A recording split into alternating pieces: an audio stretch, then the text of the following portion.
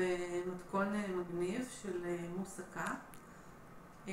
האמת שגם בזה אמא שלי, זה כי יש לנו טריק שתכף תראו מה עושים כדי שהמוסקה תהיה כזאת עסיסית וטעימה. נתחיל בלקצות 2 בצלים גדולים, אנחנו בערך על חצי קילו בשר טחון ו4 שיני שום, ומתחילים בלהדות אותם עם שמן זית. מצוין.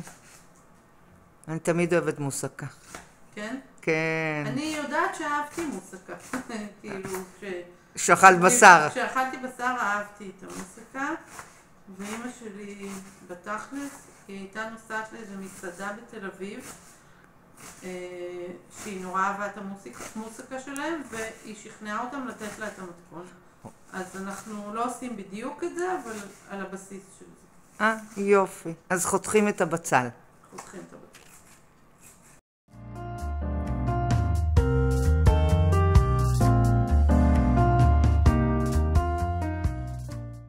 הבצל שלנו עם 2 כפות שמן, אני מעדה אותו עד שהוא ככה מתחיל להתרכך, ואז אני אוסיף אליו את השום, זה 2 בצלים עם 4 שיני שום. אז זאת התבנית שאני עושה בה בדרך כלל את המוסקה, אז יוצאת כזאת גבוהה ויפה, אפשר לעשות בכל תבנית, זה קצת כמו אינגליש קייק, אבל יותר רחבה. אפשר גם בפיירקס רגיל. ומה שאני עושה בשלב הראשון, אני פשוט יוצרת שכבה אחידה של חצילים, פרסתי אותם לאורך ועשיתי אותם בתנור, כמו שאתם יכולים לראות איך שאנחנו... אפשר לראות אותם בטיפים. כן, אנחנו נשים קישור. אני מסדרת את הארוכים קודם. אז זה כבר הכלואים, זה החצילים הכלואים. כן, הם כלואים בתנור עם קצת שמן זית. כן, כמו בטיפים. כן. אז מי שרוצה להבין איך עשינו, ילך לטיפים. כן, אני עושה טיפה חפיפה בין אחד לשני, וקצת גם בצד הזה, וקצת בצד הזה. מצוין. וזה מחכה לבשר. אז הבצל כמעט שחום, ואני מוסיפה לו את השום הקטוש לדקה או 2, וישר מעל זה את הבשר. חצי קילו בשר, טחון, ותוך כדי הטיגון אני מפוררת אותו עד שהוא נהיה שחום ויפה. מצוין. אני שמה ככה שליש כף של מלח ועוד קצת, ופלפל שחור, יכול להיות גרוס או טחון, מה שאתם אוהבים, לפי הטעם, ונותנת לזה ערבוב. זה כמעט מוכן כבר. לא, עוד לא. לא? לא. אני מוסיפה לזה חתיכה כזאת בערך של פלפל. רגע, נורא, כן. פלפל ירוק חריף שקצצתי דק, זה לא חובה, אבל זה טעים. כן, זה תמיד מוסיף. ובערך 1.5 כף של עלי טימין, שגם אותם נפרדים מהגבעול, אנחנו מוסיפים לתערובת. ועדיין מערבבים, אוקיי. עדיין מערבבים. ועוד לא סיימנו. עוד לא סיימנו, בסדר, אני מחכה. עכשיו אני מוסיפה ככה בערך 2 כפות של עגבניות, רסק עגבניות, ומים כמעט עד כיסוי, לא עד הסוף. קצת מים בעצם. אפילו פחות מכוס. פחות מכוס. מערבבת ונותנת לזה להתבשל עד שרוב המים מתאדים, וזה פשוט מרכך את הבשר. זה לא שאני אשאיר את המים בתבשיל, אלא רק כאילו ליצור את האפקט של הריכוך. בסדר גמור. ועכשיו זהו. בשמל, אני שמה 3 כפות קמח לכמות שאני עושה, אפילו זה כפות גדולות אז אני אשים 2.5, ושמן באותה כמות בערך. את מערבבת. אני יודעת שזו הכמות הנכונה, כי כשאני מערבבת את זה אפילו לפני שחיממתי, כל הקמח קיבל שמן, לא נשאר לי. אז אנחנו בדיוק עם זה. אוקיי. וזה הולך על אש קטנה. אנחנו מחממים את זה תוך כדי ערבוב, זה הדבר היחידי שככה קצת מורכב ברוטב הזה, שכל הזמן צריך לערבב. כן. אבל חשוב התחלת הערבוב לפני ששמים את המים, שנתחיל להרגיש שקצת יש ריח של קלייה או טיגון, שהקמח מקבל קצת תהליך של... ולהיזהר, כי זה נשרף, אני שרפתי כבר. כן, אני עוד לא, אבל את יותר תמיד יש מאושרת. פעם ראשונה. אבל כן לתת לזה קצת זמן שזה יתחיל לקבל ריח.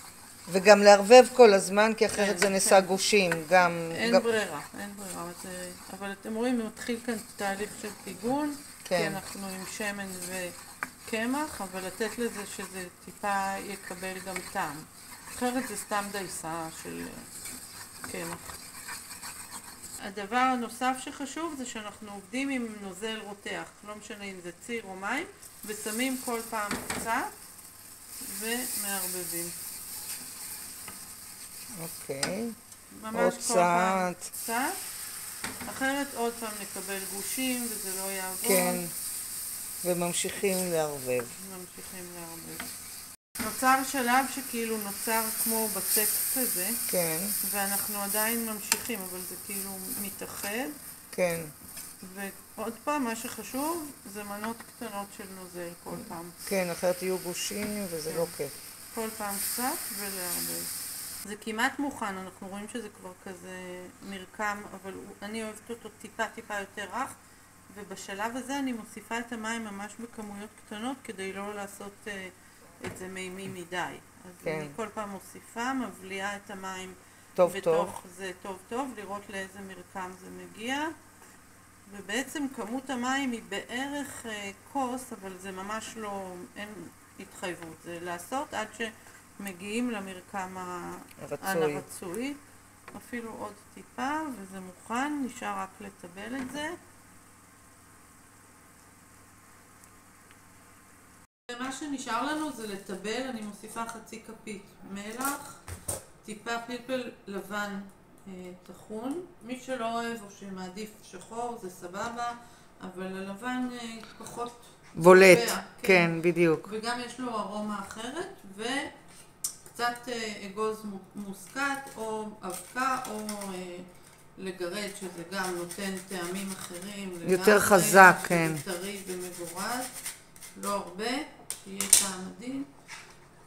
ואם זה עמד קצת והתקשה בעדינות, עוד קצת מים חמים ולערבב תוך כדי ולפתוח את זה שוב כדי שזה יהיה לכם מוצלח. לטעום שהטעמים טעימים. עוד קצת מלח. עוד קצת מלח, יופי. וזהו, יש לנו את כל המרכיבים, צריך להרכיב ולסיים. הטריק של המוסקה זה החצילים הכלואים, שגם זה יש לכם בטיפים, איך עושים חצילים כלואים. אני חותכת את זה שזה יהיה ממש דייסתי קצת, שלא יהיו חתיכות, ומוסיפה את זה גם לבשר. עוד משהו שכחתי לשאול אותך, שהכנת את החצילים בהתחלה, הנחת אותם בתבנית, לא שימנת את התבנית, למה? כי הם קצת שמן, הם לא צריכים שומן יותר, יש להם מספיק שמן, הם לא ידבקו. אוקיי. ופה יש לנו 2 כפות של צנוברים כלואים, שגם אותם אנחנו מערבבים. אוקיי, אז הוספת את החציל הכלוי ואת הצנוברים הכלואים. כן. זה השלב שצריך לבדוק שהטעמים מאוזנים וטעימים לכם. אני לא אוכלת בשר, אז אני רק טועמת ככה.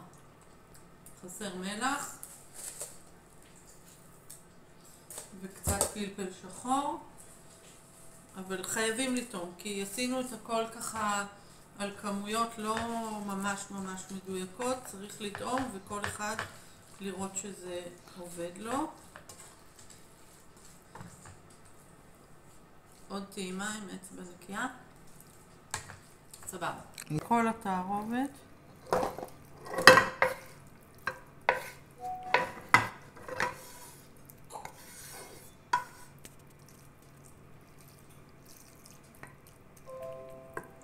ואנחנו עושים את השכבה האחרונה של החצילים, מסדרים את זה גם יפה.